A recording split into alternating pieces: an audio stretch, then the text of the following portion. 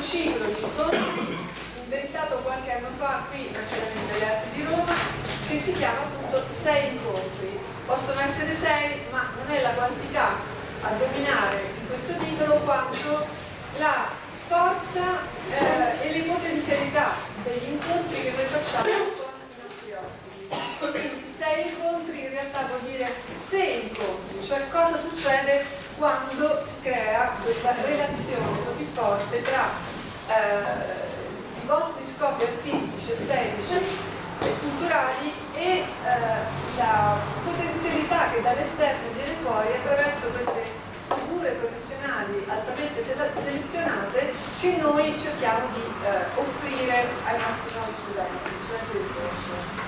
Il corso di teoria della percezione e psicologia della forma è un corso interdisciplinare e quindi Sei Incontri si rivolge proprio a figure che abbiano a che fare con mondi limitrofi al nostro. E oggi sono veramente felice di presentarvi Giovanni Gasparini, che è una figura interdisciplinare di per sé. La sua storia personale, il suo curriculum parla in modo molto evidente di una persona con vari interessi che poi ha trovato nel mondo dell'arte un punto di approdo, ma anche un punto di partenza per una carriera professionale molto molto interessante.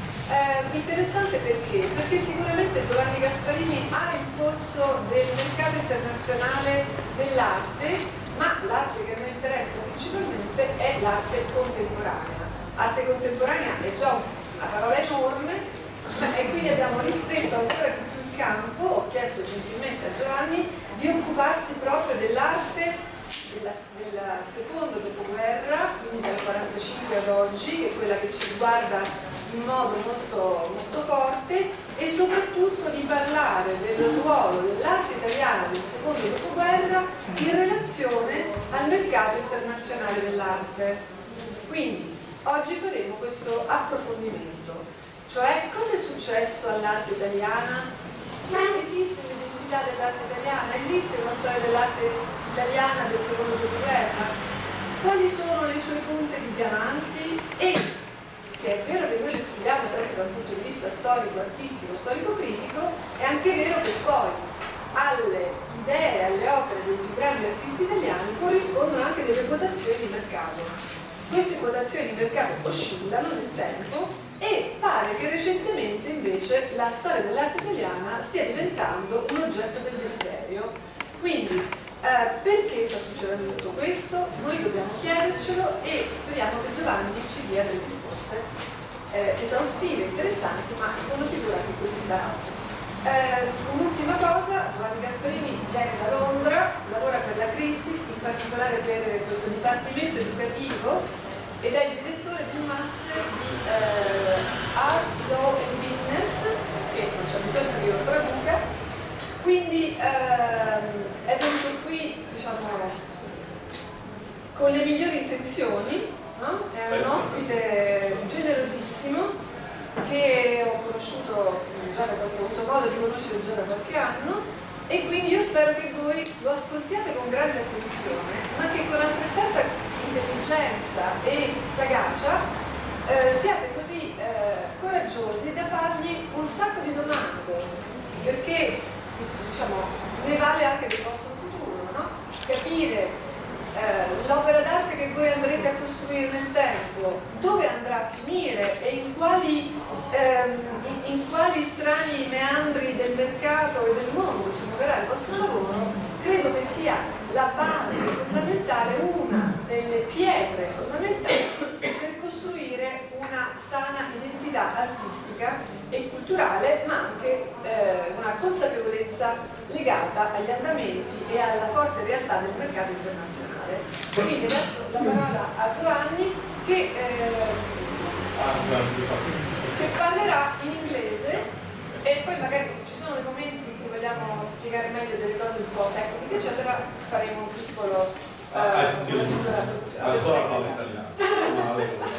So, yeah, sure. No. Thank you very much. I think I would be standing actually, which I do prefer slightly. I think it makes it me look at my slides as well. We are not really slide dependent, so I have to prepare lectures for you, of course. But as you mentioned, And thanks again. I mean, it's always a pleasure for me to be back here in Rome. So it's not the first time, and not the last. So. And I'm particularly pleased to be able to talk to you. And you're students of fine art. So basically, you are the maker of the arts that would end up on the walls and put it up in the sales room all around the world. I do work for this education, which is an institution dedicated to educating people to the art and introducing them to the art market. So it's not the auction house per se. So what you're going to hear from me is not Christie's big auction house talking about cars, but it's me as a lecturer and to the best of my knowledge about a specific argument, which is big enough actually. So we only have an hour. I will try to constrict myself to an hour in terms of my presentation, so that we have enough time for you to ask questions and comments. It's always welcome. If there is anything you don't understand or you would like to know better as I go along, please stop me. Even in Italian is fine. Okay? For the purpose of the lecture, I'd rather talk or in Chinese, maybe. Unfortunately, I find the Mandarin word is not really good. But moving along. So the subject that I've been asked to introduce you is actually quite broad, but I would say it's quite interesting because it gives us enough food for thought in terms of not just applying it as I'm doing now to the case of Italian modern art, well, Italian post-war art, but we can draw some conclusions, if you wish, on a broader ground, which includes, of course, Italian art. It's a very interesting approach because if you look at it from the point of view of where I live, which is London, you will see that why bothering about Italian art? Well, from the point of view of the market, this is what happened very, very recently. You see the dates. These are all record price. These are price achieved at auction. So, in a fairly transparent way. And it tells you that very recently, all these big names you have heard, at least, or you're very familiar with, and achieved prices that are new record prices, which are incredibly relevant on an international market. So you see, what is interesting to me in these slides is to point at the dates when these results have been achieved. They're all have been achieved in the last couple of years. So effectively, we have a situation where the big names of the Italian post-war art have become internationally traded works of art that achieves incredible prices both in London and New York. So, interesting. Where do you achieve the record prices? Elsewhere, not in Italy. Not in the Italian market. So, this is in a bit what comes also when you read the newspaper. This is going to be the headline. Okay? I do myself write for an Italian financial paper for the Risorgimento Incontro, which has a specialized section on the art market. It's called Arti 24. It's online only. You can read it. It's in Italian, and this is what I normally write about: the big prices achieved in New York and in London. But you would tell me, well, what about other artists that we know of, and why they're not there on that table? How they are doing? Well, actually, this is about, yes, in a way, one of the research questions that I've been trying to answer while I was putting together this presentation. Why some artists become international artists in market terms and achieve this kind of prices, and others do not? Is it, what are the reasons behind it? What are the drivers of this? So, obviously, interesting here, you do have a little selection of different artists and different artworks which represent different movements and ideas in the making of art in Italy from the 50s on. One artist is still alive, is Spoleto. That obviously. Fontana is the highest ranking in market terms Italian artist of the post-war, and is one of the few artists which is traded in represent a significant size of the international market. So it trades with the like of Warhol, Picasso, and so on in terms of quantity. So the volume of that Fontana makes on the market is significant enough to be on the top 30s of the international artists worldwide in terms of volume trade. So what's behind that? Well, certainly I pointed Fontana because Fontana is certainly, in a certain way, the first and the key driver of a movement upwards of the market for Italian art in international, in New York and in London in particular. I will be showing you some of this. It's probably for you it's a bit unusual to see people talking about art in this way. I'm an economist, so we tend to use numbers.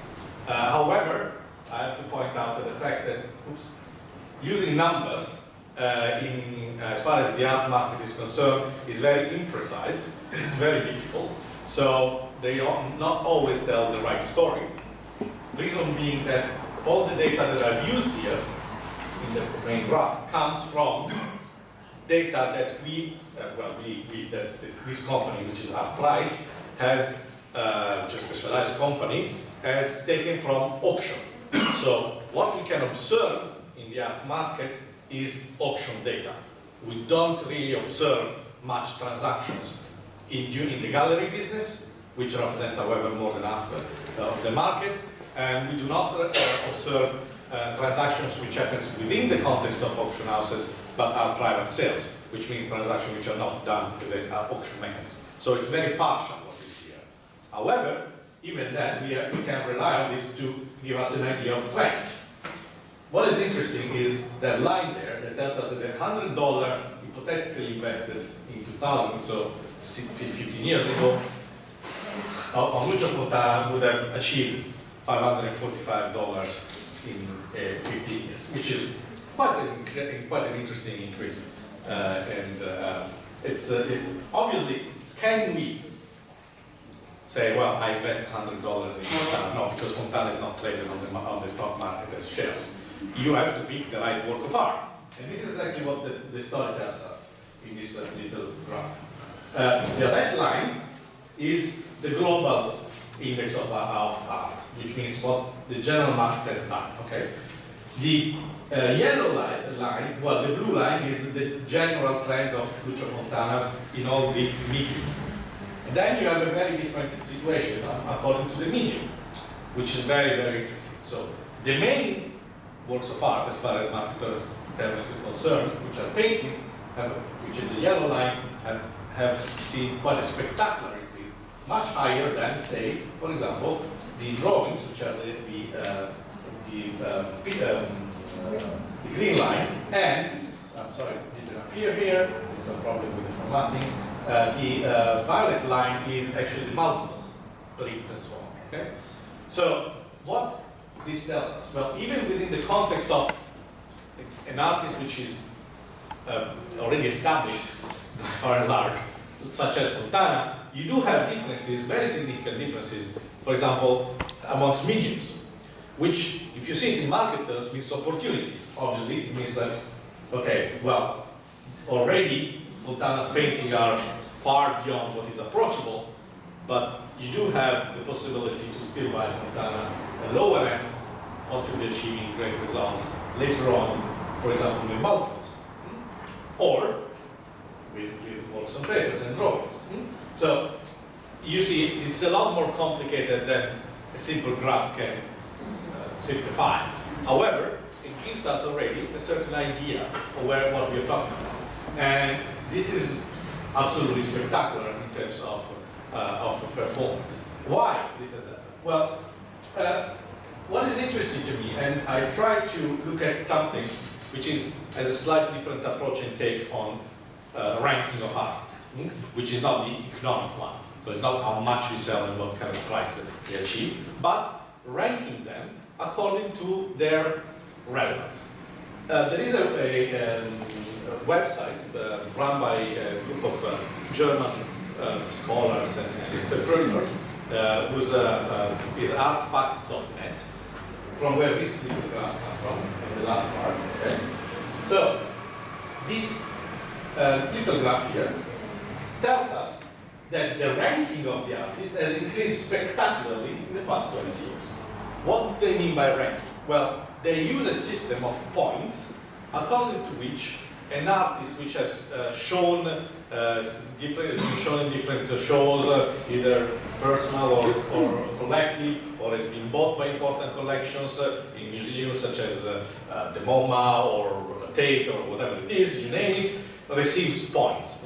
So this increase of activity, it means that Fontana in the past 20 years has been increasing his standing from a scholarly perspective. Okay, so this is not the market. It's about scholarly perspective. It's about the fact that curators have been writing about him. It's about the fact that museums have been buying his art and putting them in permanent collections. And museums have been putting together exhibitions where he's displayed, either solo or together with other artists. So, and that's very interesting because this upward trends has somehow a certain relationship with the upward trends of the market. This is already telling us something very interesting. The second point, which is going to become very interesting as we see the difference between why some artists become international artists and why some other remain national, is the last line here. Geographic distribution over the past 10 years of where Fontana is sold. United Kingdom, 63%. Fontana is traded outside Italy. And that's the reason why it's achieved those prices. Okay, this is a circular way of thinking, okay? So we need to get into why Fontana is traded in the UK, not why it's also traded in Italy, obviously, but why it is much more traded in the UK than anywhere else. And this makes it tell the difference between his market and anybody else's market. Okay? So, this is just to give you an idea. Posso Yes. tell you in Italian, Fontana is a special, it's really special because it's not really Italian. He's from Argentina. So, but he was living in Italy, he was writing a lot of his manifesto here in Italy, he was working with Italian artists. So, as the main personality of a group of artists, now he's also considered as a part of the Italian art history. But actually it's really international. So yeah. Maybe that's why also Fontana is very emblematic.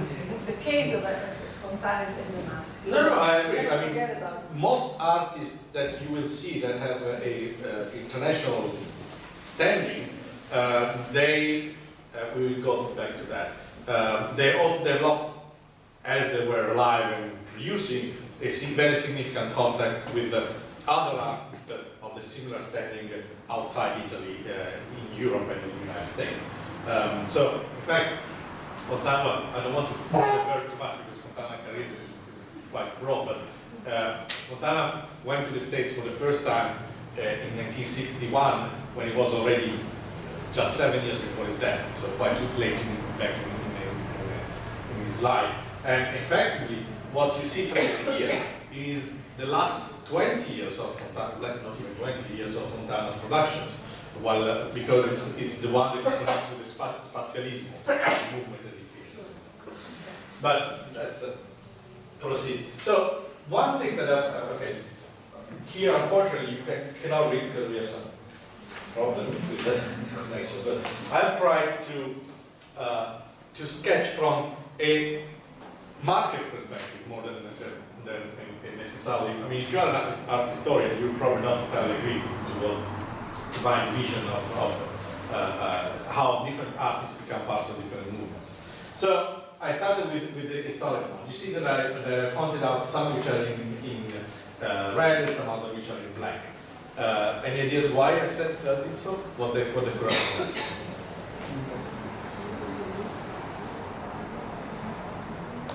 Somebody wants to start with here? Here? Perhaps in red they are more successful. In a certain way. In red are actually the ones that I perceive that are actually regularly traded on an international market. So in a certain way they are more successful in market terms. Okay. the fact that somebody is not successful or less successful in an international context does not mean by any way that it is a judgment on the quality of the art, by the way, or not necessarily, because the complex of drivers that gets the artist there is not necessarily, I mean, certainly one is the quality of the artwork, but it's not the only one, okay? But this is actually what I'm, so if we start from thinking about the arts and you see that you effectively, the post-war experience, I put here artists which are in the first ground, which are very difficult to frame, you can tell you. Poetry always refused to be framed as an art artist, even if, for example, when we put in our catalog, we put it in the art povera section, so we decided that it's dead, so we can't say, we can't complain. Buri in itself was a loner, very much working on new materials. It had, since the very, very beginning, an international career. He started painting when he was a prisoner in painting. He started working on works of art, I wouldn't call him a painter, when he was a prisoner in US camps, prisoner of war. Manzoni itself had a very, very short life.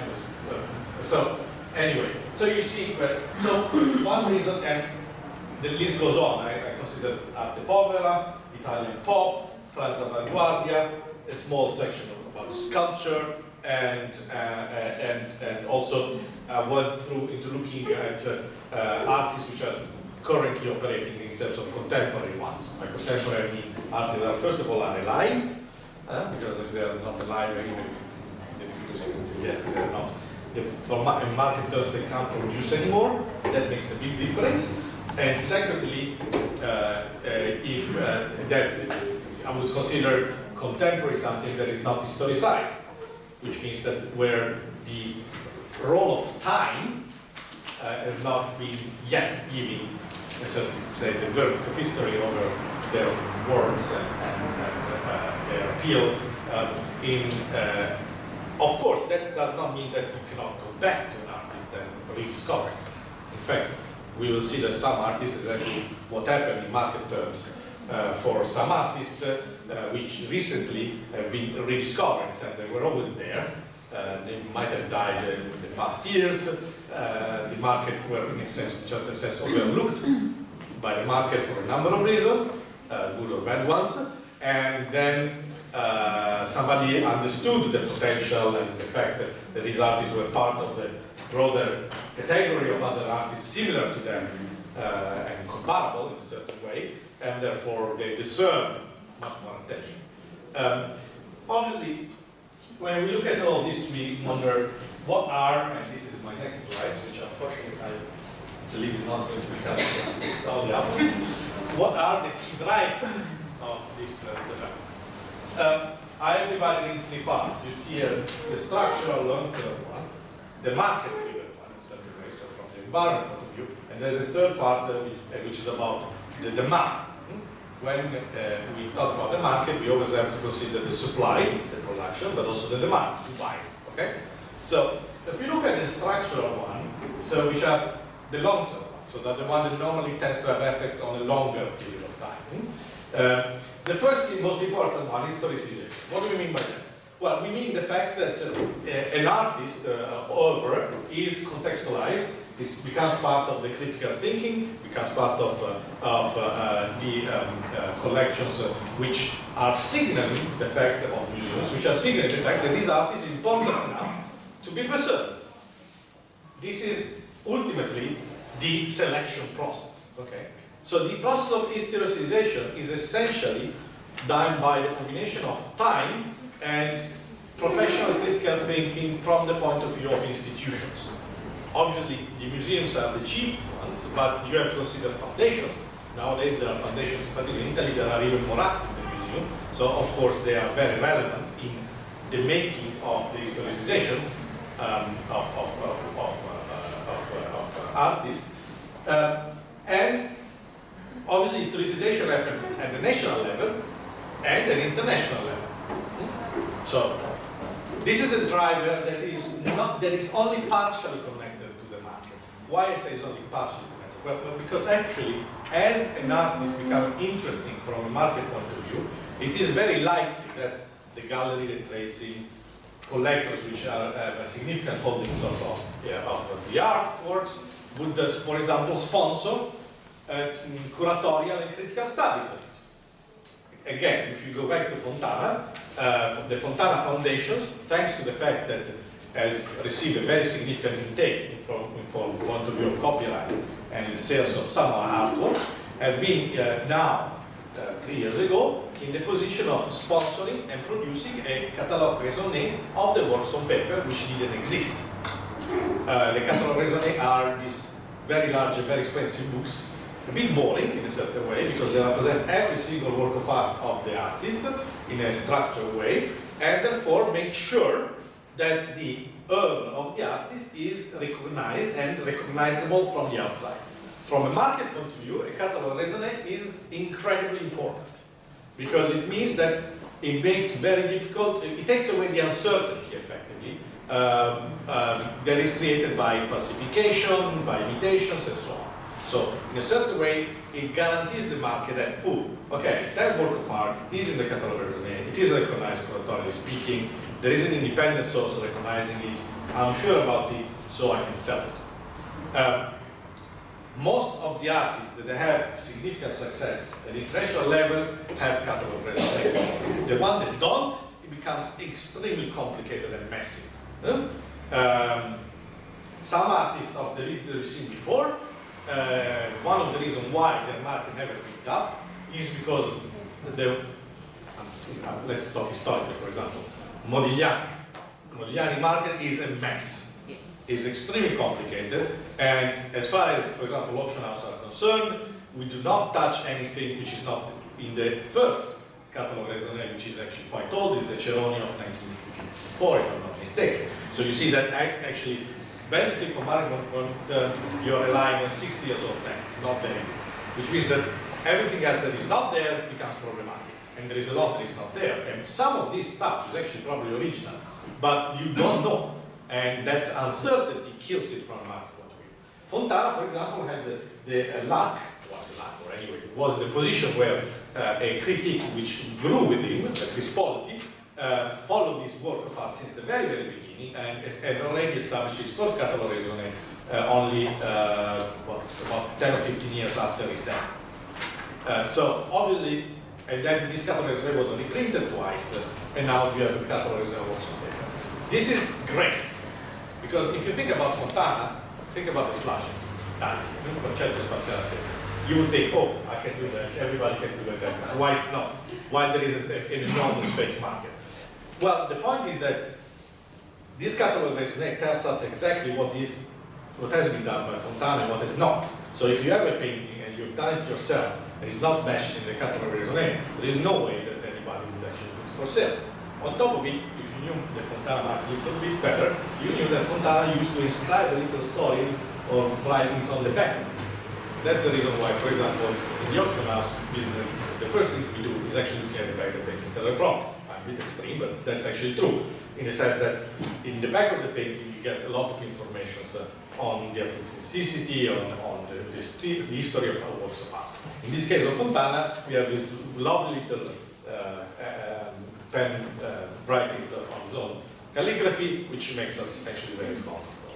But the great work done by Chris Polity guarantees the market. And that's great, because you can very easily go to, oh, look at it, and you say, oh, great, there is a catalog number, I'll go look at it, yes, it matches, it is the same color, it is the same size, it is the same structure, look at it exactly the same, and yes, it's not in a museum, so actually we're not trying to offer a copy of the site in the museum. You see what I mean? So that is actually very, very important. So, second, the institutional validation, which is connected with the other element.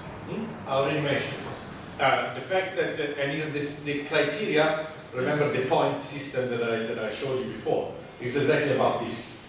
Fontana is displayed extensively. It's almost impossible to talk about history of art, not just of Italy, of post-war art globally without having Fontana, because of he's the founder of Spazialismo, which is this movement which had very international ramifications and connections, and therefore becomes obviously critically acclaimed and so on. The third element, which I separated because it's not necessarily institutional, you have an incredible production of critical works, assessing the work of the artist.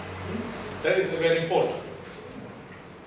The fourth is, which is probably the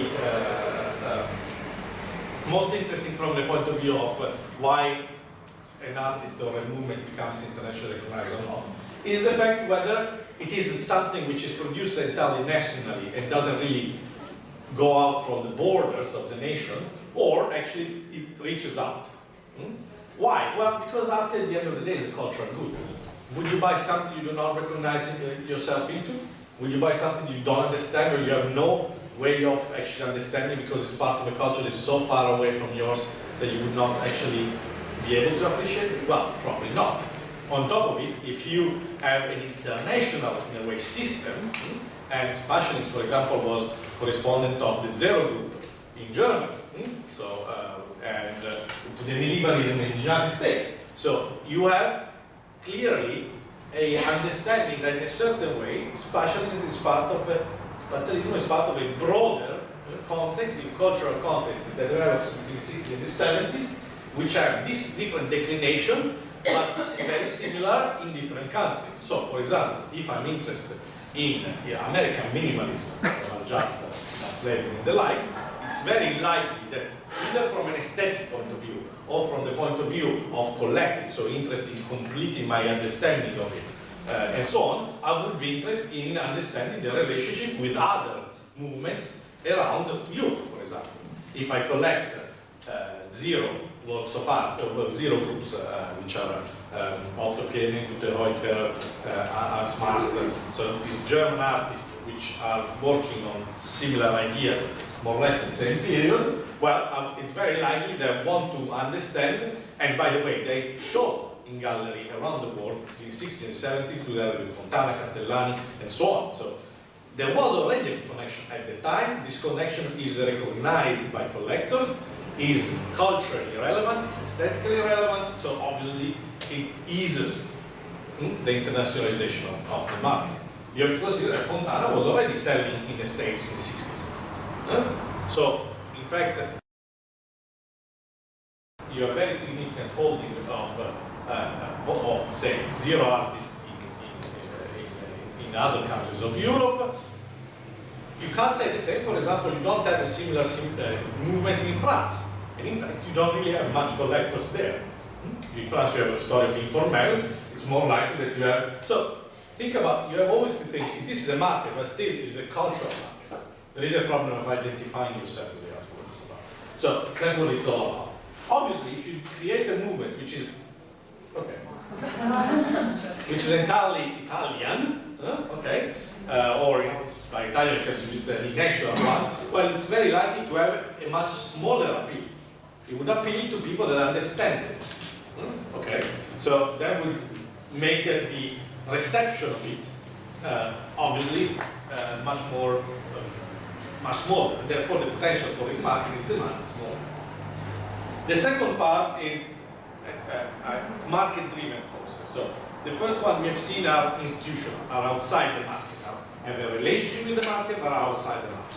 Then you have a number of forces which are driven by the market. Well, the first one is how the general market goes. Obviously, if the market of artworks in general is going up, it's very likely that there is a growing demand, more availability, more possibility. So obviously, it's very unlikely that when the market is tanking, a single market comes out of it in a spectacular way, and the other way around.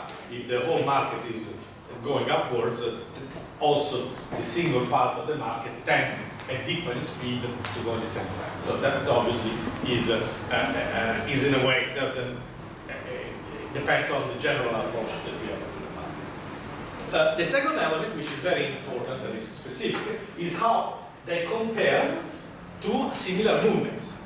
To remain on Spazialismo and Zero Group, or a minimalist art, American art, well, when you see that certain artists, say Donald Judd, achieve a certain level of results, you are the market tend to think, well, if these artists do have this kind of understanding of, kind of, let's say, approach into philosophical terms and in aesthetic terms, and are similar, why they don't achieve similar results? So effectively there is a trend, upward trend, in that direction. Okay.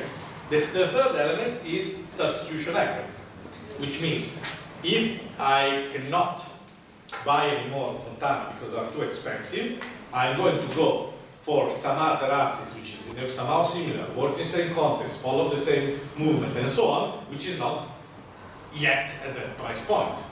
So, and that's where you have a sequence of artists which in the past 10 years have been dragged up by the Fontana phenomenon. Castellani, first of all, then Monalumi, Scheggi, so all artists that work in the same context, they were following the same stream, and they became close substitute. Because while Fontana now trades in the million or tens of millions, they still trade in the hundreds of thousands or tens of thousands, so it's much more likely for us to be able to buy it. So, or the substitution effect happens, as we see in the first slides, within the context of different media. I cannot afford anymore the painting, well, the main, Fontana would not like the term painting probably, but say the main work with the cuts and so on, so the standards, which is oil on canvas, but I can afford a lesser, certain way, I don't know, not from our point of view, but certainly from our point of view, lesser medium such as a works on paper or a multiple, that by definition being multiple, there is more supply and therefore the price is reduced. Then you also have to consider that there are market makers. And the market makers are the auction houses and the intermediaries. The art market is a market of intermediaries. The two biggest categories of market makers are the auction houses on one end and the galleries and the dealers on the other end. In the case of Italian art, current post-war art, the auction houses, and I will demonstrate you in the next slides, have done a very significant job in repositioning the market from a national point of view into an international one. Just to that, I will anticipate now, I will show you later on, in London every year, in the past, since 2000, the two major auction houses, Christie's and Sotheby's, have always presented a special catalog in an evening sale, which means the prestigious sales of Italian art. That obviously makes an awful lot of a difference because it puts the market of art in a spotlight in an international situation. So, for example, in the case of Italian art, Italian post-war art, this has been a key element of the growth for the growth of the market. The second, obviously, within the context of those, not all artists perform the same way, by the way, and we'll see that as well. The dealers. Well, obviously, the fact that you have dealers which are buying extensively and sustaining prices on the market is very important. For example, I'm sorry I always go back to Fontana, but that's the one where we have the largest number of examples, and this is the one that I see traded. We have catalogs where we trade even 10 or 12 Fontanas in a night, which is very unusual. Only Warhol and Picasso's have the same quantities of works of art in the same sale. We don't really do that because it means oversupply. That's the problem. So in the case of Fontana, they get absorbed. I think it was last October, Sotheby's and Christie's, if I remember correctly, each put about 10 lots of Fontana in the main sale catalog, and 18 out of 20 went sold. I mean, that is a very significant result. It means that there is a lot of demand. Part of this demand is big dealers. For example, there is a very large dealer, which you would probably have not heard of because it's very private. There is a family that, despite the name, actually, they have also some Italian, very important Italian relationship with the family Namad. They are the largest, one of the 8-9 largest builder buyers in the world. They are the only family that has, there is on the Forbes top 500 which is a billionaires ranking, because they own about $3 billion of works of art, so they have a great capital in art, and they buy Fontana regularly. Nah. It's a family of dealers which yes, which they are based now in London, New York, but they were based in the 60s in Italy and so on. Obviously, they guarantee in a certain way. They have an enormous holding of that artist, and they trade it regularly. And if there is an opportunity to buy it cheap, they buy it. Or if there is a particularly good one that they know they can sell to one of their billionaires clients, they do. Which means that obviously they are regular presence in auction, and therefore they sustain the market because they have enormous holdings. So obviously the auction houses is an intermediary, has to sell to somebody. The auction house by itself, yes, can put the spotlight on it, but at the end of the day, you need to have clients that buy it. It's not that the auction house buys anything. Okay, so that is another important driver.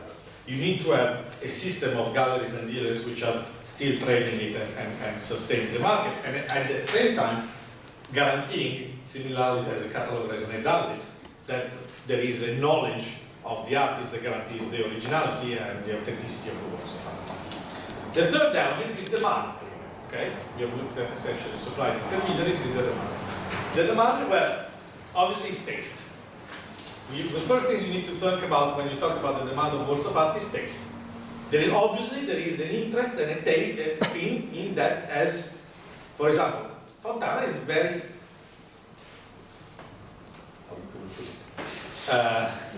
but it's nice, it's recognizable, it's colorful, so it has a number of ideas behind it, even before you think about spatialism and what it represents. From a purely aesthetic point of view, it's something you like. If you look at the paintings, the works of art we've seen before, it's you can go back. Well, obviously they all have a certain appeal from an aesthetic point of view. They tend to be quite large, the record prices, which is the sizes. So they, as we say in auction terms, they stand the wall. So when you see them, they are a significant presence. You put one of these on a very, very large wall, and they make a very big impact, psychologically and aesthetically. They are colorful, or they are playing on the pureness of color, in the case of Manzoni. So they are easily recognizable. If you have seen a few works of art, you know immediately who these people are, right? Okay, so that's another point. In a certain way, they have been, I hate the term, but that's the reality, they have been commodified. So the works of art have been, in a certain way, assuming, or as being given by the dealers or the critics, a certain understanding of uniformity in terms of the production, for example, which in turns eases the appeal of the works of art from a taste point of view. So, recognizability is very important. An artist that, for example, changes a lot, but is not easy to recognize, would be difficult in a certain way, because every time you need to start again, you need to explain it again in a certain way. Fontana, there is a continuity from the works from the 50s, of the halls, from the cuts, and at the end of the series, which are in the video, which are enormous. And so obviously you recognize them pretty easily. That creates an effect of branding. So which means that I can create a certain aura around the name. And what is the first things you think about when you are thinking about an artwork? Who's the maker, right? We are interested in who is the maker. That's the reason why there is signature. Okay? Signature is a constant in a certain way, and the signature is the recognizability. If the signature, you can recognize the artist even before looking at the signature, that's great, because obviously it makes your appeal of it very easy. Okay, more broad. The other element is the fact that there needs to be, and this is a bit paradoxical, a certain level of market deepness. What do we mean by that?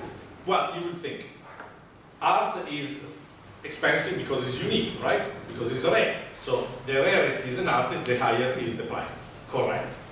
True. Provided it's a good artist, because if it is a horrible artist, nobody cares. Even if you have to do only 100 works, it will remain 100 works. But, for example, think about classic art. Do we have a market for Caravaggio? No, because there is no trade. Caravaggio's art works, which are recognized as Caesar, probably around 100, 105. I mean, there's always discussion.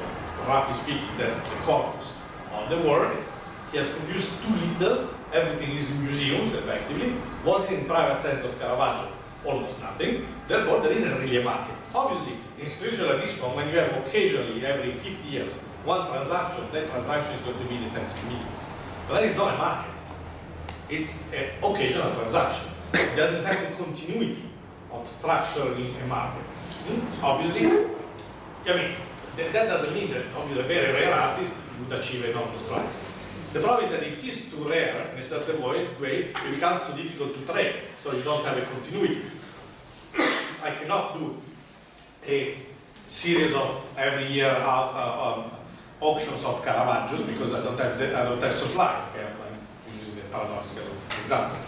But I can do it for Italian art because I have enough supply.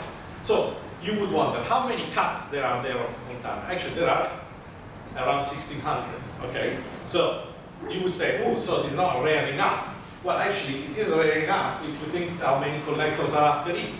So it's about the relation between the supply and the demand. But the fact that there are so many and they are in a certain way standardized allows you always to trade it. So allows you, and it gives you the certainty that every one time you want to sell a work of Alto Fontana, you would have a taker, and the other way around. So it guarantees a certain deepness of the market. So if being too rare in a certain way is an handicap, up to a point.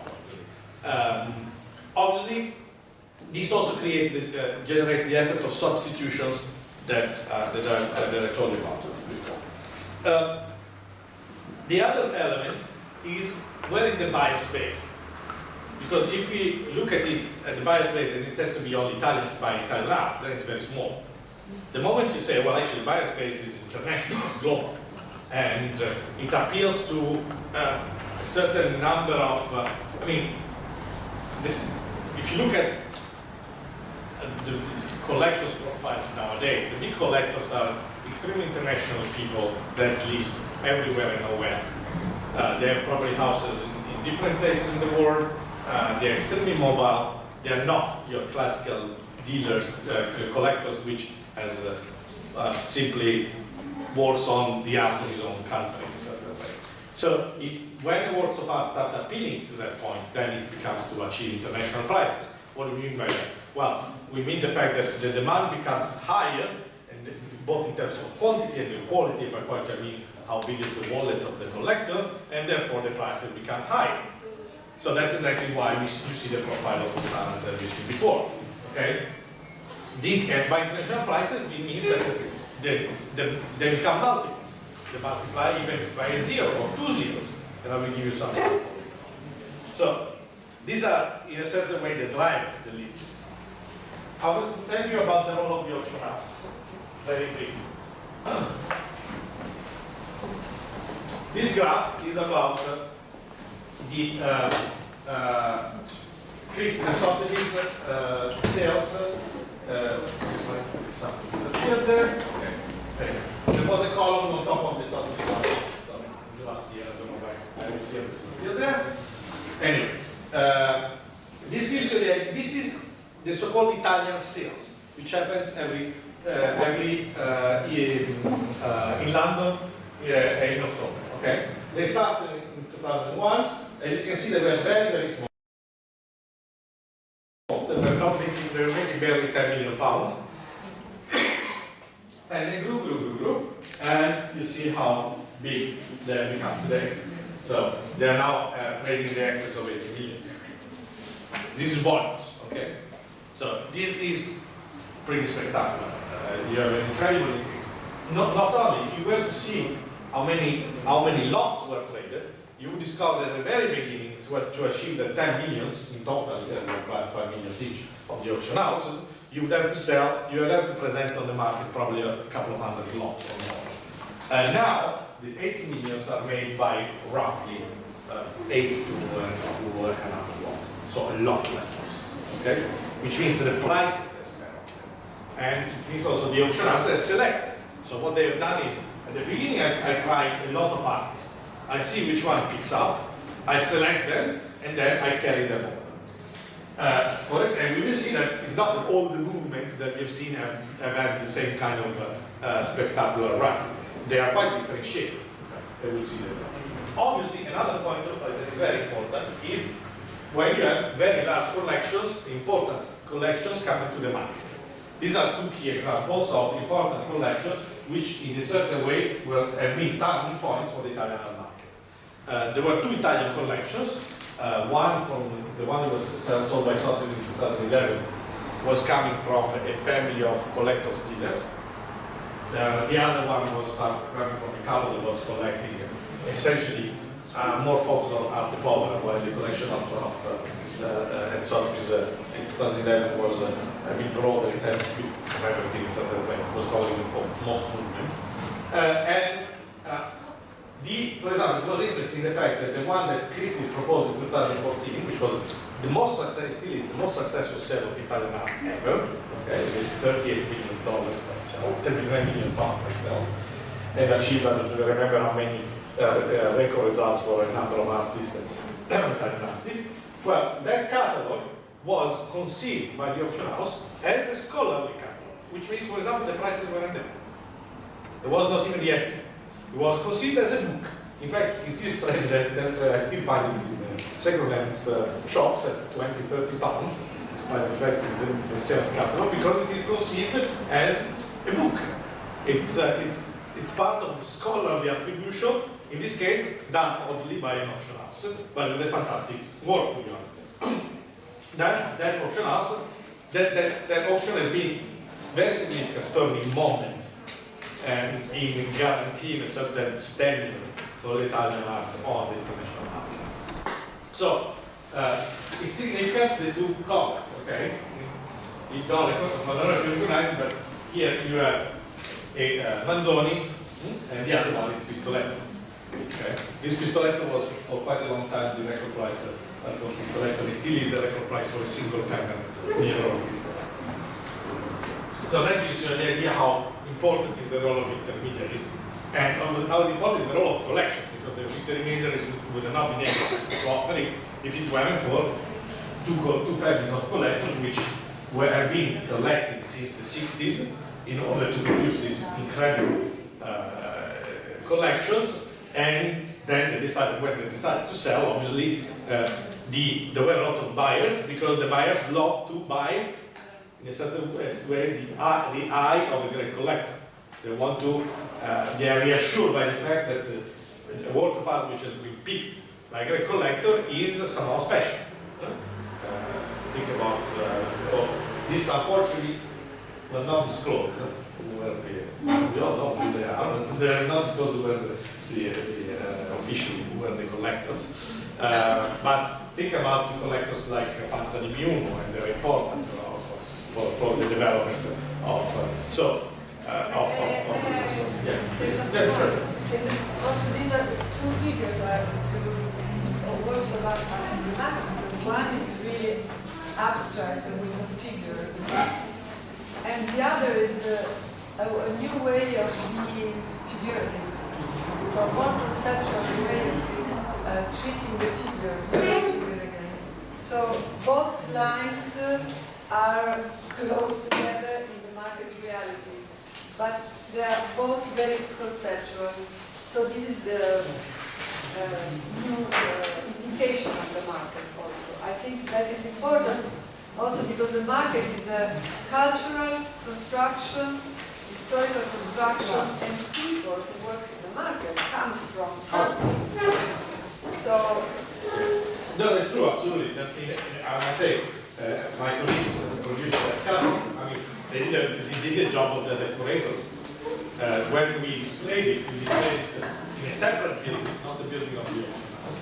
And it was displayed as effectively as an exhibition. So it was certainly this is part of, in a way, the market imitating the curatorial approach which guarantees historization. Okay? So it's very important. Now I'm going to go briefly, just to show you a little bit how different categories have different approaches and different destinies as well. So, and I did comparing this time to within the same works of arts, so the same categories, but also within international artists, so of similar standing. And this is exactly what, for example, again, our friends from artifact.net, which are establishing the ranking not from marketers, are doing. If you see the red line, which is Fontana, it's only it's very similar to the Yves Klein one, which is the top one. Okay, Klein and Fontana were friends, by the way. They knew each other. They were working on similar issues, and they are the top ranking ones. And the others, you see, not all of them have got the same results. So there is a differentiation. Don't think about there is a differentiation of appreciation of different artists, also within the international context.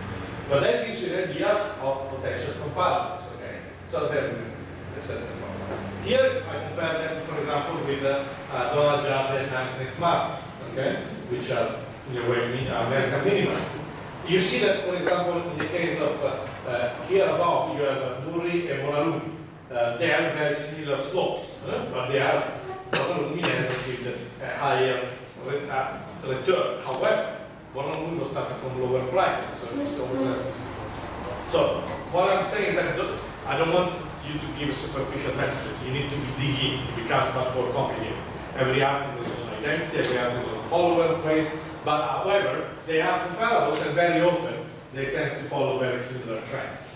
For example, Burri and Manzoni, the curves are diverging only towards the very, very end. So it means that the past year Manzoni has been slightly less performing than Burri, but there are very, very good reasons for it. The first one is that Burri's market has been benefited from an incredible exhibition by Solomon in New York, which is very, very recent, just closed at the beginning of this year. And that exhibition, in fact established Burri as, historically speaking, as one of the most relevant figures of the post-war, not just in Italy, but worldwide.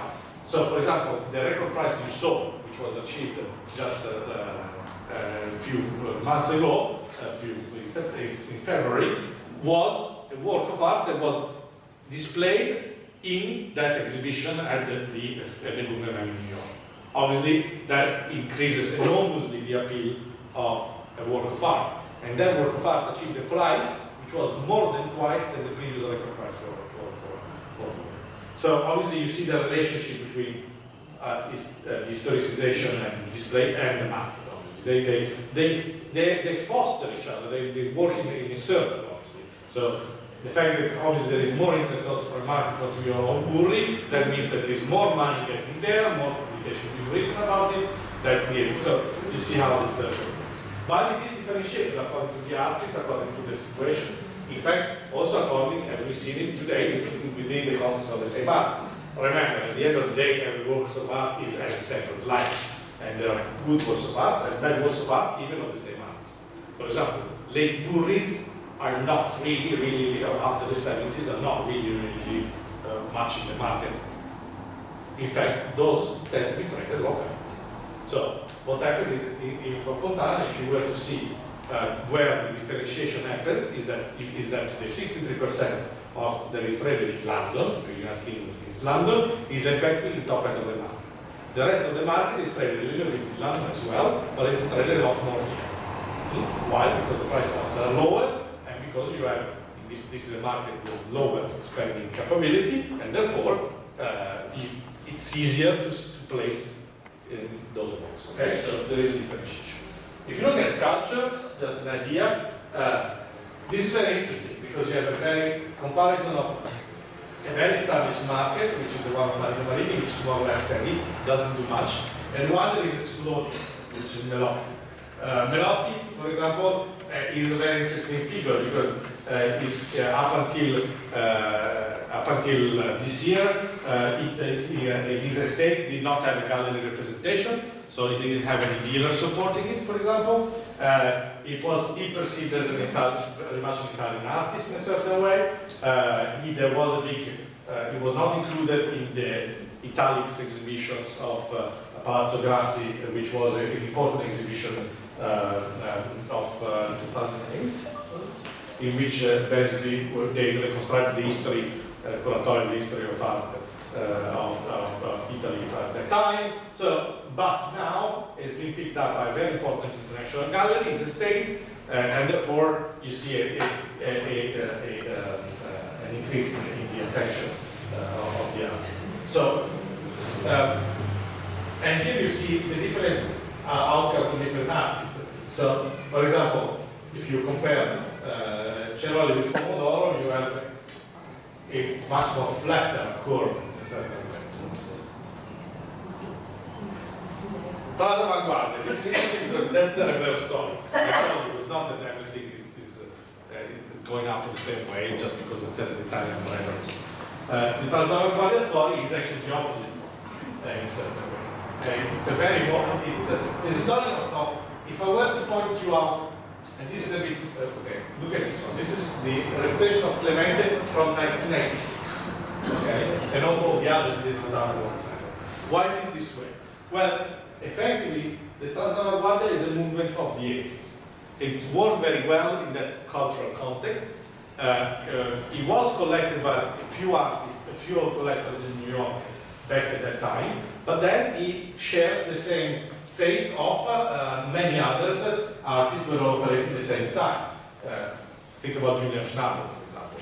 So obviously, it didn't have the same kind of historical appeal that the others had, very obviously, and it followed the same destiny. In the case of Cookie, that bump that you see there, it's because Cookie started being traded and bought by an important English collector, which then later in the day decided to effectively dump all his works in once, and his market was very, very, very affected by that. So this is a situation where you do not have enough deepness in the market, effectively. There isn't much take, and therefore they go up when the whole market goes up in 2007, 2008, but then when the bubbles burst, well, they are left out in the cold. In fact, if you see catalogs of Italian art trade in London, the Transavanguardia is by no means the main part of the sales, if any, at all. So obviously there is a huge differentiation, which is down to the aesthetic and the history of the movement. This could be, you can see the other way around. You say, well, actually, there is potential. This is not recognized enough. There is work that needs to be done in order to reposition it in a context. But can you actually do it, or is it that this is too much connected with the cultural idea, which is not anymore appealing? Well, that's time will tell. Is the process of historicization again? Okay. If you look at the last one, is Arte Povera. Arte Povera, as you see, it has had, generally speaking, and here when it is Arte Povera, a pretty good return, which is, however, very connected with just a few figures. So, if you look at Boet in particular, you see how the return for Boet is absolutely spectacular. Despite the fact that Boet, for example, as I said, it's very difficult to frame. Boet never really agreed to be part of the Arte Povera movement itself. It was a bit eclectic, it had a very broad production. However, at the same time, it performs better than, say, Pistoletto, which is a very structured and clear idea of where it's from and so on. Obviously, Pistoletto is also alive, it has a different production, so if you were to restrict the Pistoletto performance only to the works which are historicized 60s and 70s, you would see a much more significant upward trend. Pistoletto is still producing, obviously still alive, so obviously it's very difficult to compare him with an artist which has been long dead, well, not long, yeah, more than 20 years old. 95? What? That is 20 years ago, roughly. So and whose production is already finished. So what I'm also, this tells us that there isn't a way, a single way that an artist becomes important. Unfortunately, as you can see, most of the time it's very difficult to be at the same time alive and open, which is not entirely. But this has changed over time. In fact, I'm sorry I didn't show you the other part, which was in another slides about the recent artists, because you do have artists which are very much alive and very much successful and rich. So it is possible nowadays. Why? Well, because the process of the market and of historicization is way much faster in the past. Thanks to technology, thanks to availability of data, thanks also to, and this could be the most dangerous part, the fact that in certain aspect there is a certain element of fashion within the context of who gets picked. And this is dangerous because let's see what happened with the Strasbourg. So where you do have in a certain way they were extremely fashionable in a certain period and no more because they were lacking probably the same foundations or the perception of the same foundations of other movements. But you can be outside of a movement and still be spectacular if you have very significant content, if you are a great innovator. Boyd is a great innovator, Burr is a great innovator, they were never part of movements, but they are great personalities that have, also they have relatively broad markets. They are markets which are covering in quantity terms a significant deepness as far as I was telling you about before. Obviously, just to conclude and then go to questions, it's very not done. It's very, sometimes I've got people that come to me and say, so who's going to be next? Or who's the next big things in the market? It's very difficult to see. Obviously, the ones that already exploded are not anymore. It says the way that they already have achieved prices, which normally works of art tends to climb relatively fastly when the process of historicization comes up. Then they plateau and they tend to remain about a certain level. So it's very difficult that they have a very spectacular Fontana did not have probably an incredible spectacular increase anymore, but still would probably retain very relatively high prices. It is true that if you have a significant number of new collectors coming to the market, they want the same pool of works of art, that increases prices. There are artists which are still, for example, very much on a national dimension, which you don't see, you think that, well, why did these artists have not been done? Why they are overlooked? Obviously, those are the ones that could have great potential. Think about, for example, Fabio Mauri. Fabio Mauri is a personality which up until 3-4 years ago was known probably by curators, which were discussing Italian art from the 70s, and a few others, because it had a very long life. Anyway, it certainly is, from any point of view, an important figure in the development of Italian art in the 70s. However, what he does is very difficult because it's very conceptual, it does very large installation. It's not very easy to brand. So it's also, a lot of his content is very political, so it's not neutral. It's difficult to understand, you need to be contextualized, he does a lot of work, so I refer to the fascist period and intra-war period. In order to do that, you need to know the history of Italy in that period, which restricts a little bit the market. And so, obviously, that is an artist that, for a number of reasons, was in a certain way overlooked. Now he's a state that is being picked up by a very large gallery in Rosenville, which is a very large German gallery, which has an international, has a gallery in London, a gallery in LA, a gallery in Rome, so very powerful one. That is, normally, is when an artist is growing in importance and in relevance. If you were to go at the Biennale of Venice, the one that closed in last year, you would have seen the first room of the so-called Pavilione Italia was entirely dedicated to an enormous installation of his. These are exactly the hints where an artist is rediscovered, as a way. He's not dead, unfortunately, not very long. Been dead for a while now. Yeah, been dead for a while now. So it's not been producing for the past years anyway. So you see, that's an example. Melotti, I told you about, where Melotti was a known figure in the Italian market. The Dominicis is another figure that, for example, does not have much exhibition outside Italy, so it's not really well known. And so these are all potential artists where you say, well, why not? For example, there is a whole Italian pop. But the problem, one of the biggest problems with Italian pop, for example, is that its name represented, which is Schifano, as a market, which is a disgrace, because it's plagued by fakes and difficult recognizability of the works, so it's very messy.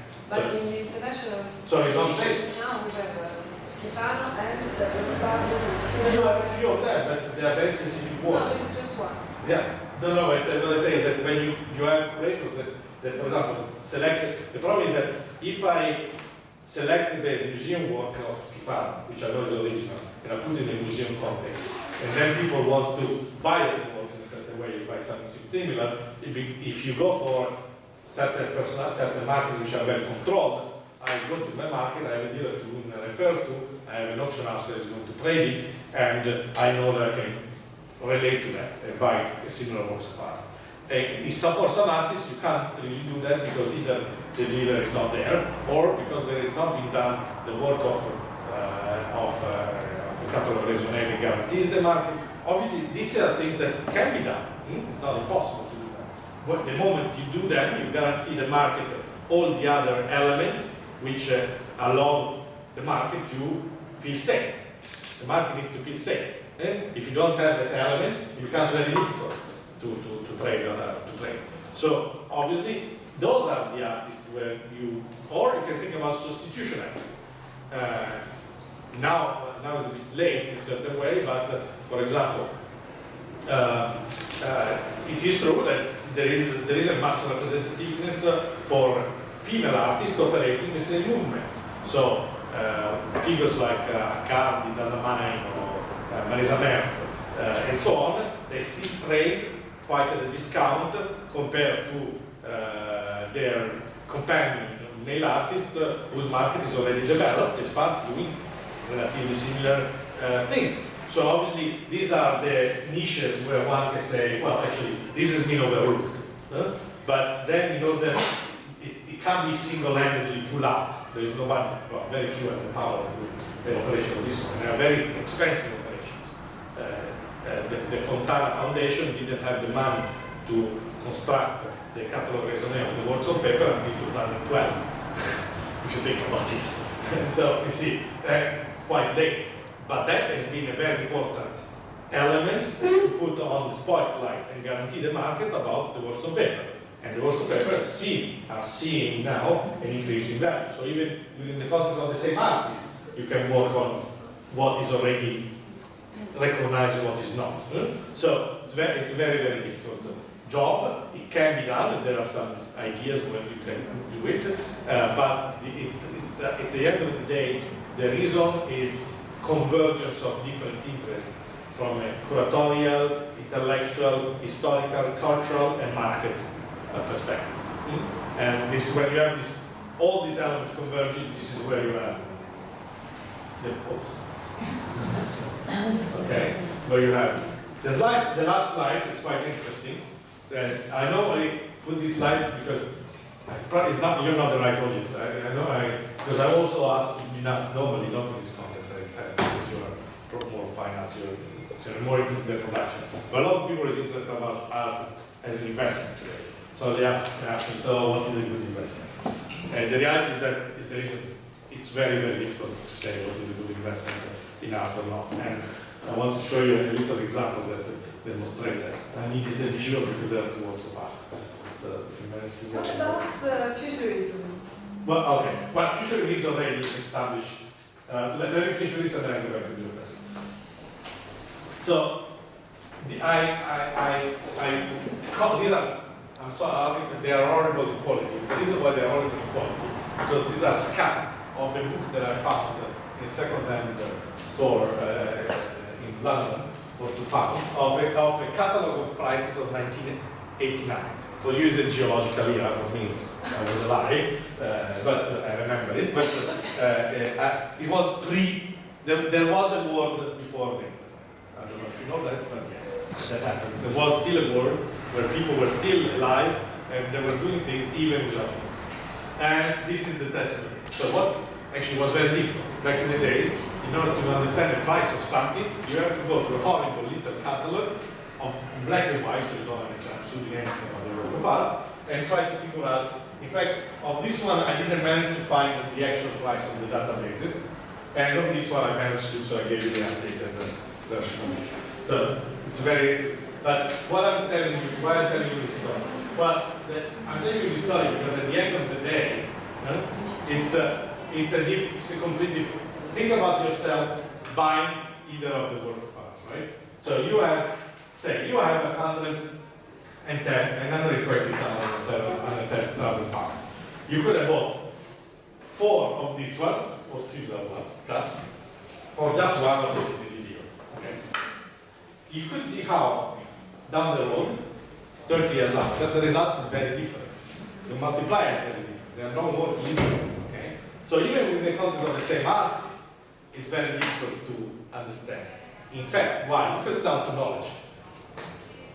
Those that at the time would know about the Fontana market would have known that the number of the film video produced is a lot smaller than the number of the time. So probably in terms of rarity, that would have increased a lot more.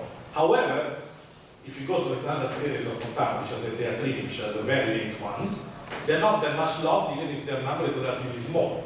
So you never actually know. The fact is that the film video are only 38. There are few tenths, okay? So there are a few tenths of them, so, and they are spectacular. I don't know if you ever saw them. They're large, they're as tall as a man, they're about 78, that's 77. That's about my size, okay? They're a bit fatter than me, 123, God. And so they are in very bright colors. This probably is, I don't know, it could be a red, it could be a violet ones. So, I don't know because I couldn't imagine the equivalent. So, this was a white one. So, obviously, even where, you see, if you were to put all the money in the masterpiece work, you would have achieved a much better result than putting your money in a lot of smaller ones, okay? Would we know that since 1989? Well, not really. It's, maybe Fontana would not know almost anyone. Maybe would have still left standing out in the cold. And I went to see how many Fontanas were traded in the 80s. In 1986, I only found about a dozen Fontana traded in London, New York.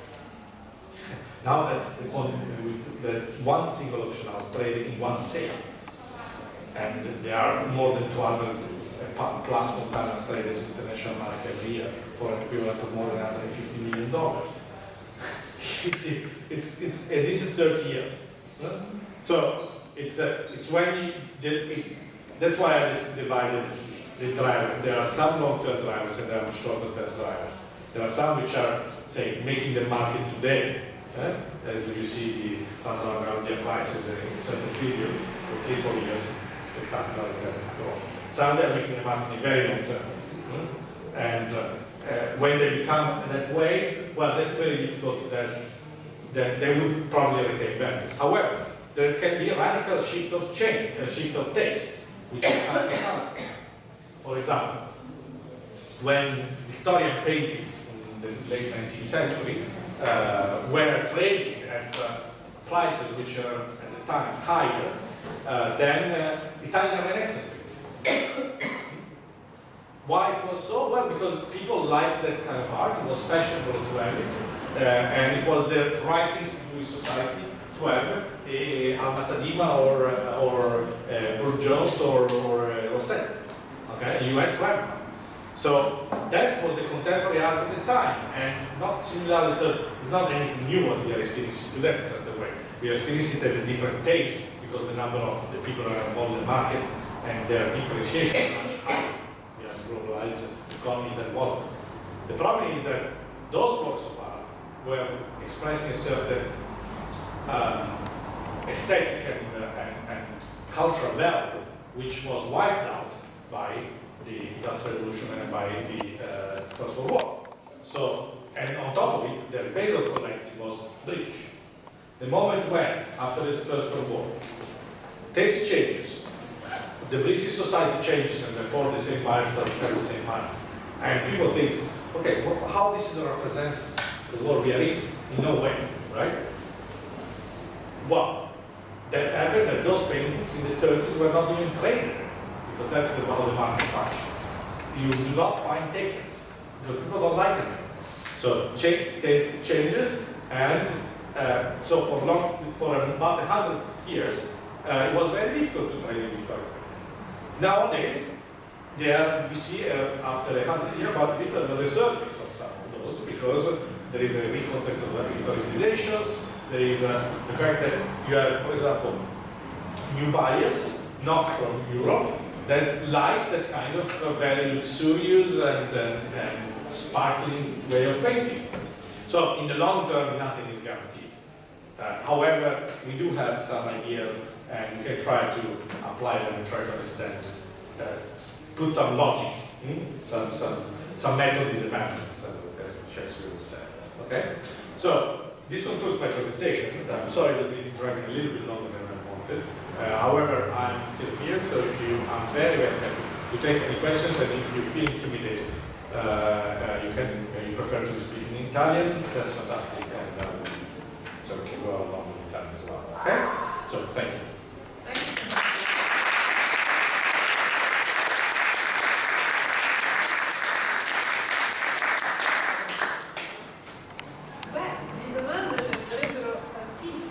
Who wants to start? Curiosità, domande. Yeah. What do you counsel a young artist to become, for the first steps to go to the market? Oh, okay. Well, when we're talking about, essentially here we've been talking about secondary market, which means works of art that come to the market not for the first time, but for the second time, and most of them are actually dead artists. So obviously when you are discussing about the contemporary ones, the market is different, because obviously the artists are still producing, so the supply is in a different way. And you have the first problem of establishing prices for the first time. How do we establish prices in the world of art? Well, we have an history of prices, right? So we have a history of prices, so we have an understanding of the construction of the demand, and therefore, and also we know very well the supply. When you have to start is a bit of a much more of a style narrow, it's much more imprecise job. Generally speaking, the distinction is when a gallerist makes the effort and the investment of backing up an artist and giving, therefore, time and money, because producing a show involves time and money, in supporting it and showing it to his own group of collectors. Normally, prices are more or less standardized at that level, and that depends a little bit on medium, because obviously at that point, we are talking about price point, say less than 5,000, so very often in the 1,000, 2,000, 3,000. Obviously, the production cost comes into play. There are rules about the size, for example, in the sense that there are really rules, there are rule of thumbs. They're very approximate ideas given by experience.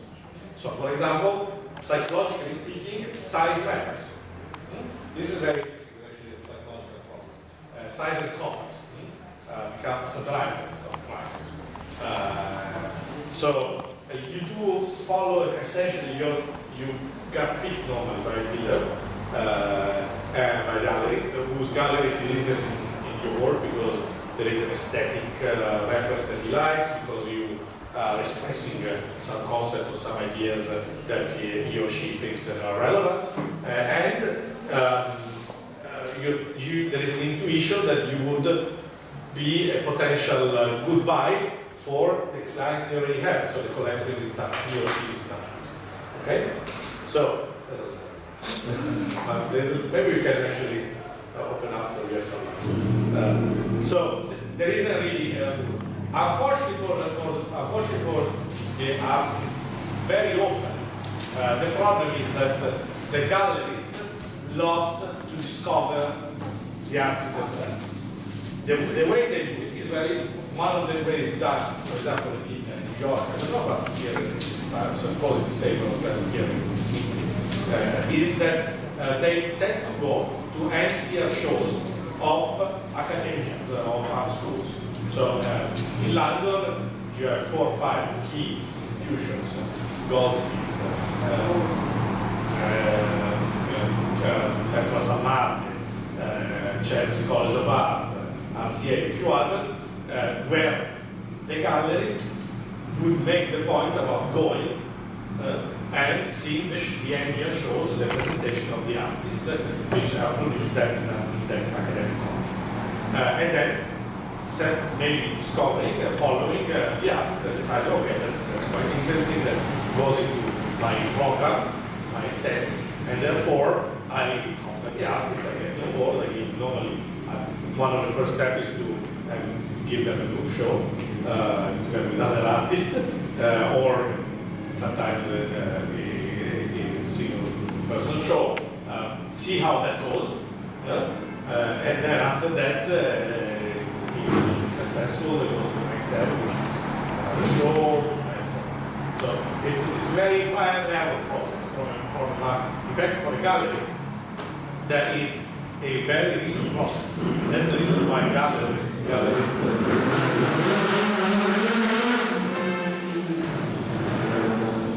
galleries are actually a very risky business, and they tend to fail quite often because it is a risky process. Then the artists tend to either grow with the gallery, in the sense that as they become important together in a certain way, or it can happen that the gallery overgrows, an artist overgrows the gallery, so it becomes even more important, got picked by a more important gallery, for example, from a different geographical scope. So not anymore in the Rome market, but in the Italian market. So a gallery that, for example, has a representation in Milan, which is a very important market. Or international. And so that's the evolution in a certain way of the market. In my experience, it's very difficult to impose a gallery's aesthetic. And they tend to like very much the discovery approach. So most of the time, it's not extremely successful to go there and this is not work. It doesn't really work. Even worse, and I've done it in the past, I had tried to put on the London market a couple of artists which were relatively successful already in the Italian market. And I must say that I didn't have much of a success. And I suspect the main reason is that galleries like the discovery process. They don't like to be told that this is a good one, this is a bad one. They need to see themselves, they need to experience it. And they need to understand whether an artist relates to their client base. Because you might be a very nice artist, a very interesting one, but if I don't have, as a gallerist, anybody to sell your work to, well, that obviously puts me in a very difficult position. I will not take on board, because I don't think that I can actually create a market for it. This is a traditional and certain way of doing it. Some artists have started, maybe have waited for a very long time, and they started from very high. In the sense that maybe they were not really recognized much, they were very stubborn, then at a certain point they were somehow discovered by very important galleries, either because they have very good connection with them, or sometimes by chance, and they start very, very high. They are more deceptive than the rule, to be honest. But some artists are working on their own. However, it's very difficult to work on your own because you don't really have time. It's not your own business. And most of the time, it's very time-consuming and costly to get in touch with collectors. However, you do have some artists which are maybe bought by 2 or 3 collectors, and they are very faithful and they work on that. Some, because of the nature of the work on commission, the old way. So, for example, if you do installation art or very conceptual, it's quite likely that you might have more success being supported by a foundation, for example. Not that not much by a gallery, because the gallery would make it very difficult for a gallery to sell you, because the market for your works is very small. So they might think, well, actually, to whom I can sell your work? To 3 people, and all of them are foundations. Not very likely, unless I know very well the foundation that places you. Okay?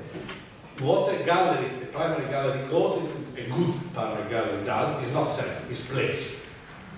It's not selling a work of art, because you don't sell. Selling it means, okay, I have this work, cost X. The first person comes in the door, asks me how it is, likes it, and sells it.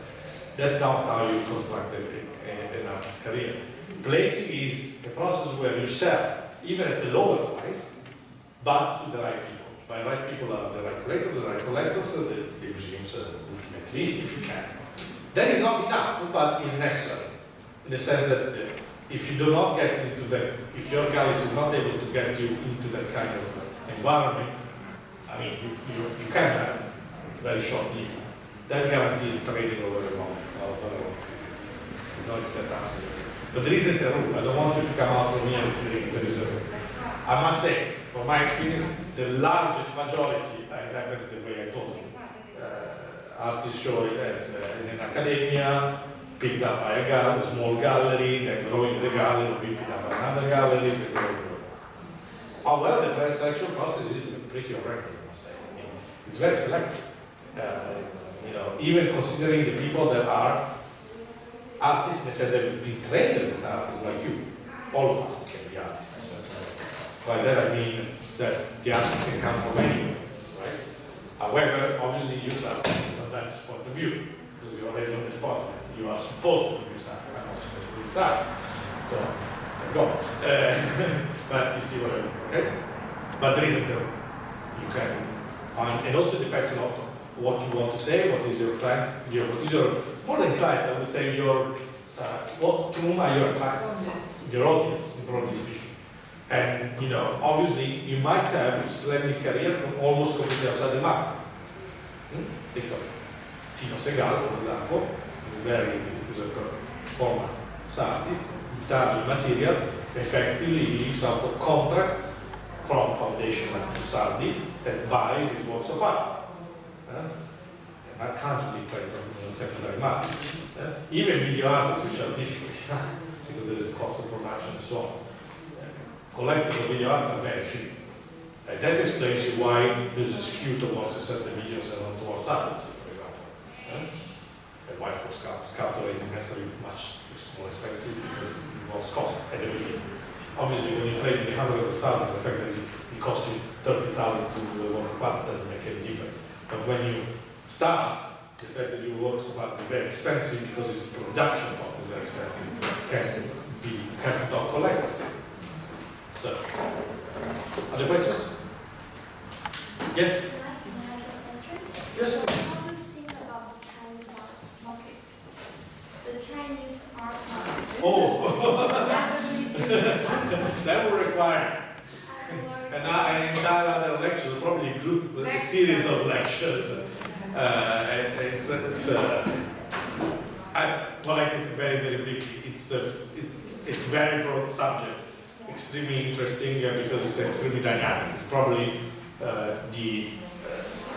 one of the new things that happened in the past 10 years, obviously, but I can't, I mean, I wouldn't really need entire, I do have this kind of lectures as well we have a course at Christian Education on China, Art of China, and I am regularly teaching there, and I give them 2 or 3 lectures on that.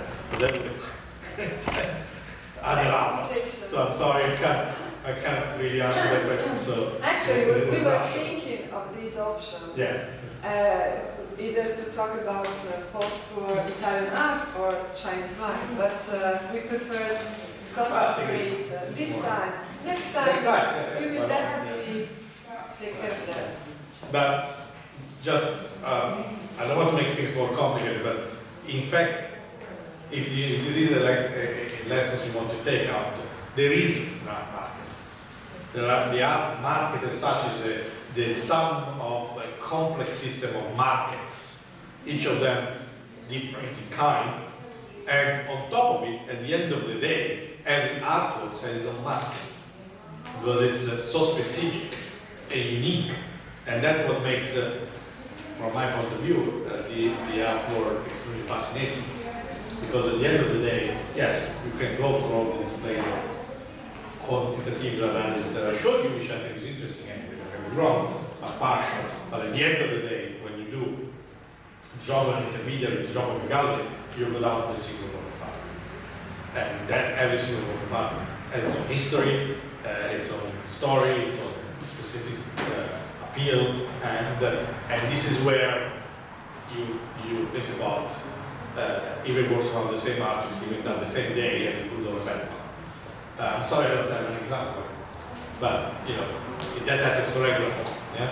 So works of art that look similar, but actually they are completely different.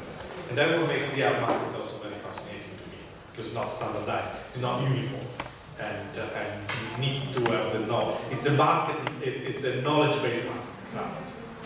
And one of the problems that we have had as the fast growing market, such as the Chinese one, is that very often it has run so fast that the knowledge base has been much slower to catch up. And so that is one of the difficulties of a market which has been expanding spectacularly in the past years. Other questions which are a bit more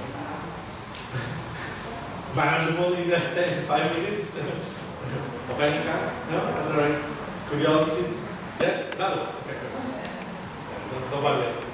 It's not difficult for people to enter in the market. What do you see? Nowadays, no. I have to be honest with you, I don't think that nowadays makes it any more different. No. Nowadays, no. Yes, in the past, yes. In the past, absolutely, yes. And you do see, historically speaking, a difference. Today, no, I wouldn't say that there is much of a difference between all my in terms of the potential for success. It is true that most of the contemporary artists which trade at a very high level are made, but I don't think that's a specific bias, frankly. Well, Maria Raj is a performative artist. He's a very successful artist. He's a performative artist. So, for example, this is another things you need to be aware of. The data are very partial because, for example, it will be very difficult to register a success of a performative artist because it doesn't come to auction. The data you see is at auction. So, if I were to do a graph of Marina Abramovic, if I were to do the graph of her reputation, her ranking, it would be very good. But if I were to do a market graph, it would be pretty much a disaster or we would have no data. Because what is traded is the product of the performance, which is pictures and photos and so on. Still she has a gallery, still she's available on the market as well. In terms of performative artists, she's probably the most relevant artist as such. So nowadays I would say that I can't spot a specific difference between these. I would say there is a market that actually is probably gender fluid, broadly speaking. So, even within the context of male artists. But, so I don't see a specific difficulty for any sexual gender in the contemporary art. Historically speaking, yes. But, I mean, that I think we know. It's been studied widely, so, and actually, that could represent an opportunity from a secondary market point of view. Why, if you have very, as I pointed out, very interesting female artists, which however have not been recognized because maybe they were overlooked as the wife of or the companion of, because that happens. Well, that probably represents an untapped market from a secondary market point of view. Nowadays, apart from some artists which are, some collectors which are positively discriminated in the sense that, for example, the Max Mara prize is only for female artists. And the prices is an important element, I didn't mention them, where you can get the spotlight. You might not have a gallery representation, but you submit your works to a prize, the competition, you win or you get very well placed, and then the people that come to see the exhibition of the prize, which is connected, sees it, maybe a collector, a good collector, or a gallerist, and says, well, actually, that's interesting. I overlooked that. I didn't know it existed. So the Max Mara prize is one of them.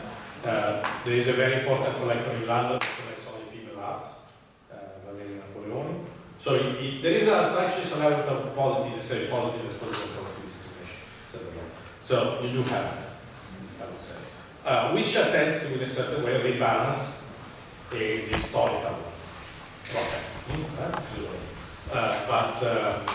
But for example, even the Max Mara prize, obviously Max Mara as such is only for women, so I can't do Max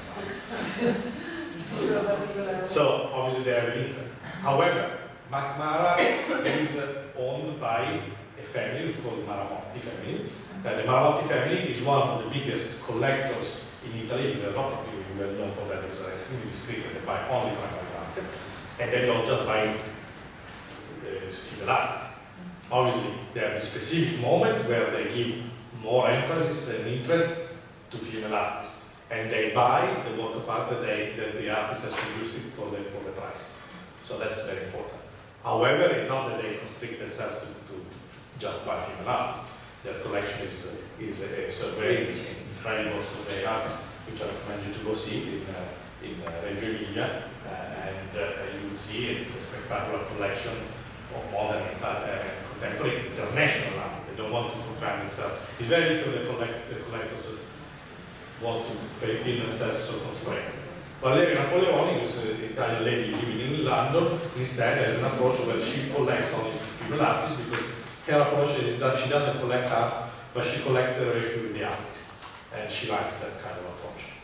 Which sorry? Valerio Napoleoni. No, non ho capito la frase che dicevi. Well, her approach is not much of buying works of art. She buys works of art, but her approach is very much to establish a connection with the artist. Yeah. And so she has kind of a, if you wish, socio-political agenda in a certain way. Gender agenda. Gender agenda, yes, in a certain way.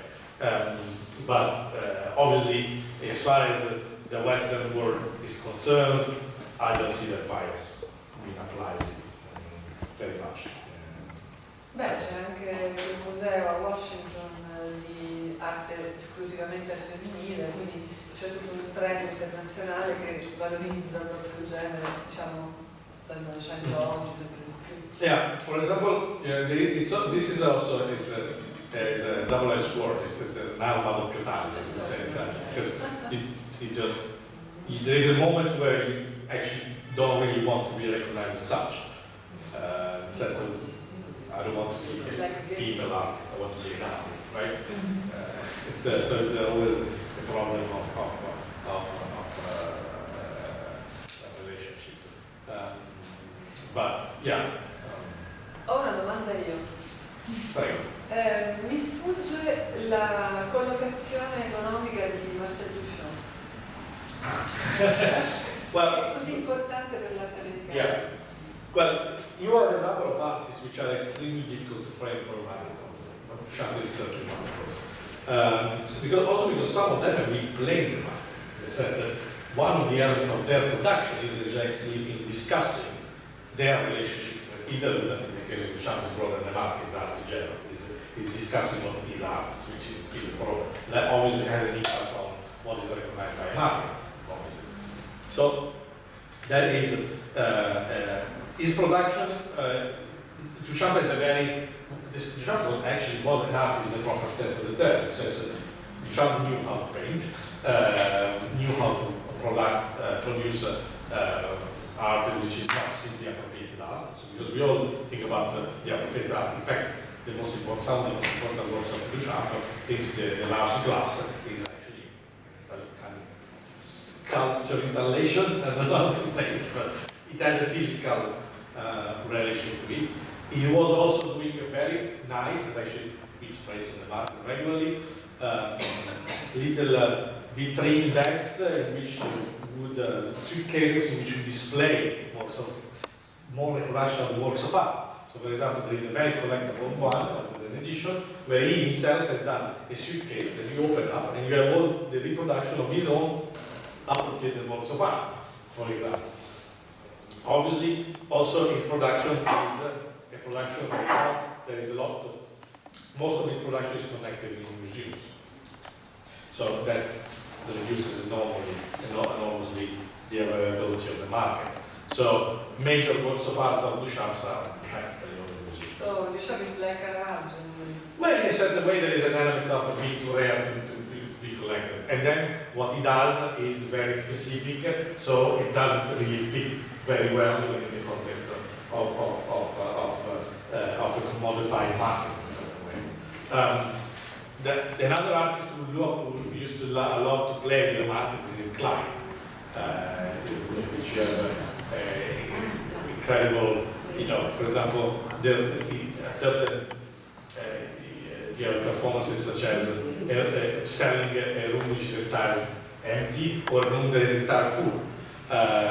In Milan in 1958, when I think it was 58, he did an exhibition where he did, the famous blue canvases, right? They're all identical because if you put them identical in size and you put them with the same color, distributed evenly, they're absolutely identical, right? So he made this exhibition and he made the point about putting different prices to the same work. So you see that's totally discourse. It's about playing. What the idea of rationality and the idea of how you actually perceive pricing. Another trick that was done about size is the fact that, for example, is pricing artworks which look similar but of different size, but the same price. And there you actually discover the bias that we do have, which I think goes back to our instinct, that big is better. So we think that as it is bigger, it has to be more expensive, right? That's our psychology. Up to a point, because when it becomes too big, it becomes difficult to handle. So actually we think, okay, well, where do I put this other hand piece? So I can't really do that. But generally speaking, and also when it becomes too small, we appreciate the fact that somebody is very able to do miniature. But in the broadband, there is a relation, almost linear in certain ways. But these are all these issues that these artists are playing with, which are actually demonstrating how, at the end of the day, it's a very strange market. It's a very unusual one, where, again, you need to go back to the single artist and single artwork to actually discover their relevance and the place in the market. And you do not always have that. It becomes difficult for certain works of art to have a place in the market. The less you have a place in the market, the more likely you are, for example, to go towards more foundations or museums. I think it's more foundational responsible to the or very, very important collectors which understands the new element of what you're doing and they like there in a certain way. They like to the fact that you are actually not again doing another painting. So obviously, yes, you make your life a little bit more difficult in the sense that galleries tend to try to work with commodified works of art which are manageable from a logistical, legal as well point of view. To buy a performance of Tino Segal, there is incredibly complex because there is a non-written contract, it's a mess, you don't know what you're buying, legally speaking, so it creates an enormous problems. What can you buy a performance? No, you can pay for it, you can pay for it being acted. But you can't really buy for the performance itself. You can buy the product that testifies the performance. So the gallery has a strategy to do so. But, for example, it's not the case that Parinas Bramovic Galleries is Lisson Gallery, which is a gallery that is based on a single man who's now in the 70s, which since the very beginning has been pioneering this new works of art, and therefore, believing in this artist and despite being not necessarily easy to commercialize. But for one Lisson, you have 20 galleries that do flat paintings and classical installations. Obviously, the proportion is different. Yeah. If there is any relationship between futurism and spatialism? That's very interesting. I tend to think so because I like them both, but that's maybe otherwise. But no, to go on and roll. Well, for example, I do believe that futurism has been for very, very long and for some good reasons, some very bad reasons overlooked, generally speaking. To be entirely honest with you, on the higher end market, when you have works of art from 1910 to 1914, 15, even 1817, the prices are unbelievable. Belle plates in terms of millions. When you have important significant works of art of the earth. And if you were to put in the market works, which thank God did not come to the market, like the one in the Yucca collection in Milan or in the collection of the Guggenheim, hosted by the Guggenheim, the Mattioli collection, those are historically relevant, and I mean, they would achieve very, very significant prices. It's a bit more different than as far as the second futurism comes from. But I do see a connection. When Fontana writes about about spazialismo, he has in mind the problem of a society which is changed by the discovery of outer space, in a certain way. When the other futurismo is developed, it is about a society that discovered the fact that there is a dimension which is now concrete, which is the one of the air. So it changes the perspective you see things. When Marinetti and Balla operates, they think about introducing to art the element of speed, which, to be honest, I did. So effectively, in a way, I do consider personally that futurism a lot more interesting than cubism, because it puts it on a quite different level, because it's not just anymore thinking, okay, well, we see art from a certain, we see figures from a certain point of view. We introduce something which is very much connected with an effectively important cultural and historical moment, which is the industrialization process, which changes the way we perceive and futurism is portrayed in a very clear way. Obviously, it's not the unique one. When you think about people that are experiencing industrial materials, such as the group zero, for example, foil of metal, they are referring to that. They are referring to a new. So they are, in a certain way, adapting the aesthetical expressions of art to the cultural and historical moment in which they are asleep. So yes, I do see that connection.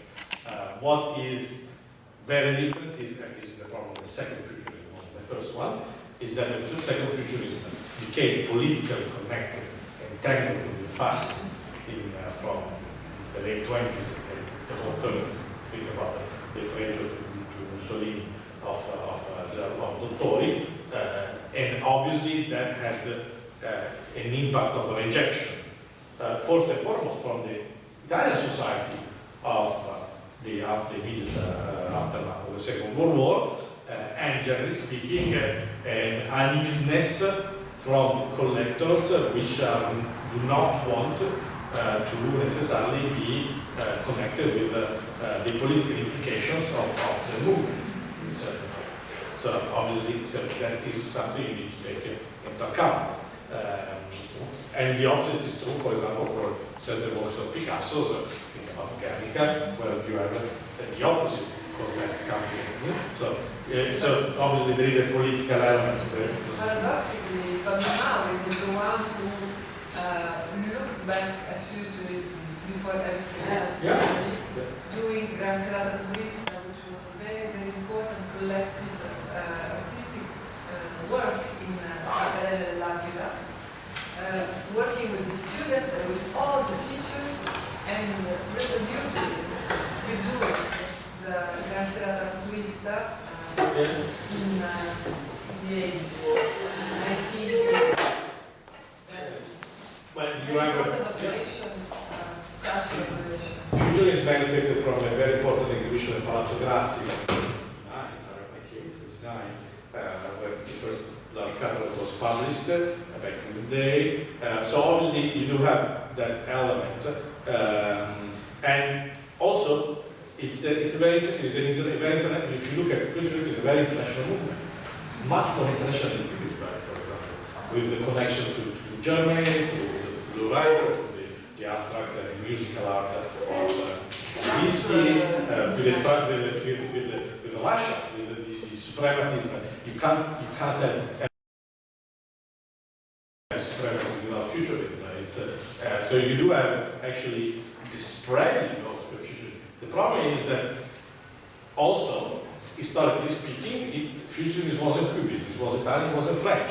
French is the predominant capital of it. So, for example, the destiny of different futurists, for example, Febberini, which was a French futurist in a certain way, because he made his own career there, actually is much more recognized than some others, for example. The Arti picture, however, while it's very, very interesting, it has a problem because it is very often connected with war. Because the evolution, the development of aeronautics in the 30s is really connected with the development of the air power and the use of aeronautical forces in the battleground, not very much necessarily with the idea. So when you see, I was last week at a very important affair in Maastricht, and there was a dealer who was selling a fantastic work by Ardengro Soffici, but I don't know if they're necessary because it's a perspective that resembles it's a view, it's a view, but to be honest, for us, for people that have experienced the Second World War, probably resemble the bombing. So you know, you have a number of issues that comes into play. At the end of the day, yeah, the message that you deliver is important. And if that message is not, for example, if the message is extremely nationalistic, you will not appeal outside your own country. And you would appeal only to a certain part of your own country. So, and that is where the second futurism in particular, the futurism after between the two wars, fails in a certain way. But I mean, it is an essential. This is actually interesting also because you have to think that many different movements are actually surviving. So you have the figurative, it's not that everything, okay, the new thing is abstract, so we need to go on. No, you can have figurative still being produced and being successful in abstract when you have abstract taking the form. So it really depends. There is it. I don't want you to come out from this to say, oh, there is a secret of success and it's very obvious. That actually is dangerous because it creates uniformity in production, which is the last thing you want. Because at a certain point it becomes sport. And boring art is not really. Well, we began with bombs, with atomic bombs, today our lecture, and we finished with the second futurism bomb from Ardengro Soffici. We thank you so much. It was very, very interesting for us, and we invite you next year, to talk about other issues that we will define as soon as we can. Thank you so much.